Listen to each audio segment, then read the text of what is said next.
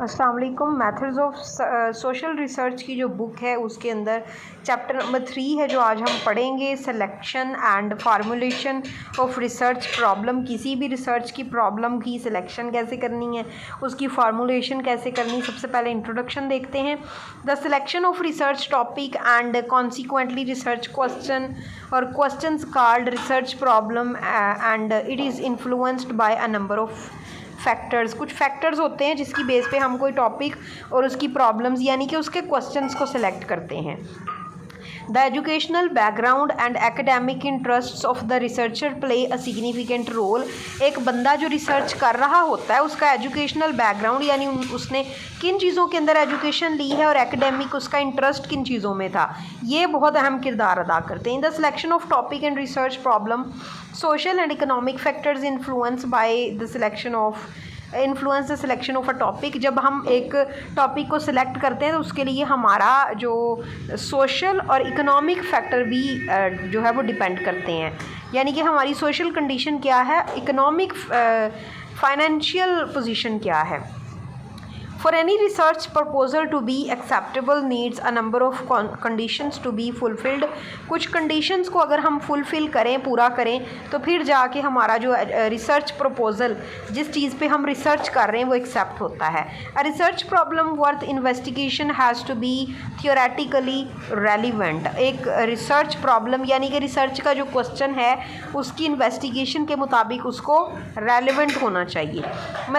methodologically variable and scope wise manageable होना चाहिए उसको। The significance of any problem depends upon its potential of verification, discovery और elimination. किसी भी चीज़ का जो पोटेंशियल है, प्रॉब्लम जो है उसकी जो सिग्निफिकेंस है वो डिपेंड किस चीज़ पे करती है कि उसको हम वेरीफाई किस तरह करेंगे, डिस्कवर कैसे करेंगे और एलिमिनेट कैसे करेंगे उस प्रॉब्लम को। The steps in an empirical inquiry, whatever their names and subdivisions are, the major components of scientific method in practice। किसी साइंटिफिक मेथड को जब हम प्रैक्टिस करते हैं तो उसके कुछ मेजर कंपोनेंट्स होते हैं, उसमें कुछ मेजर जो है वो सब डिविजन्स होती हैं। तो वो कहता है ये सारे स्टेप्स को हमें फॉलो करना होता है। The unit introduces you to the model of inquiry explaining as to how research questions are asked for developing hypothesis and collecting relevant information. जब हमने किसी चीज़ पर रिसर्च करनी है तो हमने उसमें कुछ क्वेश्चंस बनाने हैं, मतलब ये बताने के लिए कि हमने इन क्वेश्चंस को सॉल्व करना है, इन क्वेश्चंस का जवाब देना है। ये हमारी रिसर्च जो है ये इन चीज़ों पर बेस करती है और उनको डेवलप करके फिर हम हाइपोथेसिस बनाते हैं और फिर उससे रेलेवेंट इंफॉर्मेशन इकट्ठी करते हैं। The reading also includes a discussion regarding factors affecting the selection of a research problem. Numerous conditions have to be taken into account when determining the feasibility of a research project is the discussion included at the end of this unit। वो कहता है इस unit के and पे हम मतलब ये decide करेंगे कि जो कौन कौन सी कंडीशंस हैं जिनको हमने अपने सामने रखना होता है जब हम किसी रिसर्च प्रोजेक्ट पे काम करते हैं। और मेजर टॉपिक्स इसमें क्या है, डिटर्मिनेंट्स ऑफ सिलेक्शन, यानी कि हमने जब किसी टॉपिक को चूज़ करना है तो कौन से डिटर्मिनेंट्स सामने होंगे। कंपोनेंट्स ऑफ रिसर्च प्रपोजल और components of problem, significance of a problem, steps in research, feasibility of the study. अगर हम यूनिट नंबर 4 में देखें तो इसमें क्या होता है, पहले में हमने दूसरे में अभी जो डिस्कस किया उसमें हमने क्वेश्चन को और हाइपोथेसिस को और जो टॉपिक्स चूज़ करने हैं ये सारी चीज़ें डिस्कस की। अब चौथे में हम रिव्यू ऑफ लिटरेचर, हम जिस भी टॉपिक पे रिसर्च करते हैं उसमें सबसे पहले हम इंट्रोडक्शन वगैरह दे के हम रिसर्च क्वेश्चंस बनाते हैं, हाइपोथेसिस बनाते हैं, हम उनको सॉल्व करते हैं और उसके बाद हमने जो है वो रिव्यू ऑफ लिटरेचर, जिस टॉपिक पे हम रिसर्च कर रहे हैं उसका रिव्यू ऑफ लिटरेचर बनाना होता है। द थ्योरेटिकल फ्रेमवर्क, हम किस थीरी पे किस फ्रेमवर्क पे काम करेंगे।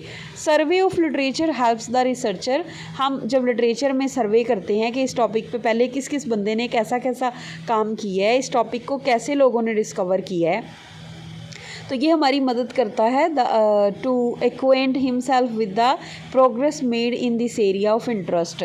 जिस एरिया में जिस टॉपिक पे हम रिसर्च कर रहे होते हैं उसमें हमें फिर काफ़ी चीज़ें जो हैं वो उनका नॉलेज मिल जाता है कि किस तरह से इस फील्ड में लोगों ने काम किया है। Such a survey broadens his vision, alerts him regarding the blind alleys and assists in refining and sharpening the questions to be raised। मतलब वो बाकी सारी रिसर्चेज उस टॉपिक पे पढ़ता है जो पहले हो चुकी होती हैं, फिर वो देखता है कि इसमें उन्होंने लोगों ने किस तरह से कौन कौन के टॉपिक्स को हाईलाइट किया है। इस तरह ये सारा पढ़ने के बाद उसको काफ़ी इन्फॉर्मेशन मिल जाती है, अवेयरनेस मिल जाती है कि मुझे कौन से क्वेश्चन जो हैं वो रेज़ करने चाहिए, कौन सी चीज़ें लोगों ने छोड़ दी हैं जिनको मुझे हाईलाइट करना चाहिए। The unit discusses the way literature is reviewed, focusing on the use of journal, primary and secondary sources. हम जब लिटरेचर के अंदर पहले से मौजूद चीज़ों का रिव्यू करते हैं जर्नल, प्राइमरी और सेकेंडरी सोर्सेज के तौर पे।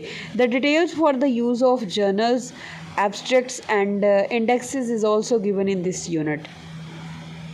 वो कहता है इस यूनिट के अंदर, ये जो यूनिट नंबर 4 है, इसमें हम ये भी पढ़ेंगे कि किसी चीज़ को लिखने के लिए सबसे पहले एब्स्ट्रैक्ट लिखते हैं, इंडेक्सेस लिखते हैं, वो कैसे लिखनी है। सबसे पहले हमारे पास है मेजर टॉपिक्स, सिग्निफिकेंस है, सोर्सेज हैं, यानी कि हमने लिटरेचर रिव्यू क्यों करना है, इसकी सिग्निफिकेंस क्या है, सोर्सेज क्या हैं, कहाँ कहाँ से हम अपना जो लिटरेचर रिव्यू है ये कलेक्ट कर सकते हैं। Contribution in formulation of the problem, question, किसी जो प्रॉब्लम है या क्वेश्चन है उसकी फॉर्मुलेशन के लिए कौन सी चीज़ें कंट्रीब्यूट करेंगे, ये सारी चीज़ें जो हैं वो इसमें पढ़ेंगे। इसके अलावा फिर यूज़ ऑफ कंप्यूटर है, क्योंकि रिसर्च आपने लिखनी हो तो कंप्यूटर का यूज़ आप ना करें, it's not possible. In past researchers used to face a number of difficulties in serving the literature, it used to take months and years to complete the survey. With the introduction of computer, the process has been facilitated। यानी वो कहता है past में तो कई साल लग जाते थे किसी सर्वे को कंप्लीट करने के लिए। whatever you are computer helps you to search the material you are looking for. आप किसी भी टॉपिक पे काम कर रहे हैं, आप कोई भी हैं, कंप्यूटर आपकी मदद करेगा किसी भी टॉपिक पे मटेरियल इकट्ठा करने को। The unit provides you the information for offline and online literature search. It discusses the various online services that you can avail, how to use internet, email, news groups and mailing lists, World Wide Web and net जो है ये क्या करता है, इस part of the discussion in this unit. At the end of the unit you will find tips for writing the literature review. Literature review के लिए हमें डाटा चाहिए पहले से, जिन लोगों ने जो काम किया है उसी टॉपिक पे जिस पे हम कर रहे हैं, वो सारा इकट्ठा करने के लिए पहले मुश्किल थी, लेकिन कंप्यूटर ने ये काम आसान कर दिया है। ये हम सीखेंगे कि कैसे हम कंप्यूटर का यूज़ करके लिटरेचर रिव्यू लिख सकते हैं। लिटरेचर रिव्यू करने के लिए हमें सबसे पहले जो है वो कंप्यूटर का यूज़ करना है कि किस तरह से हम लिटरेचर को सर्च करें। उसके बाद द वैल्यू ऑफ ऑफलाइन और online search. Offline and online search हमें पता होनी चाहिए कि कैसे कैसे हम डिफरेंट साइट्स से नॉलेज या जो मटेरियल है वो ले सकते हैं। Using the internet for research, हमें इंटरनेट का यूज़ आना चाहिए। Searching on the web, web पे कैसे सर्च करते हैं। टेकिंग डाटा टू कंप्यूटर, और फिर डाटा कंप्यूटर पे कैसे हम कॉपी करें। ये सारी चीज़ें जानना हमारे लिए बहुत ज़रूरी हैं अगर हमने लिटरेचर रिव्यू लिखना है अपनी रिसर्च के लिए।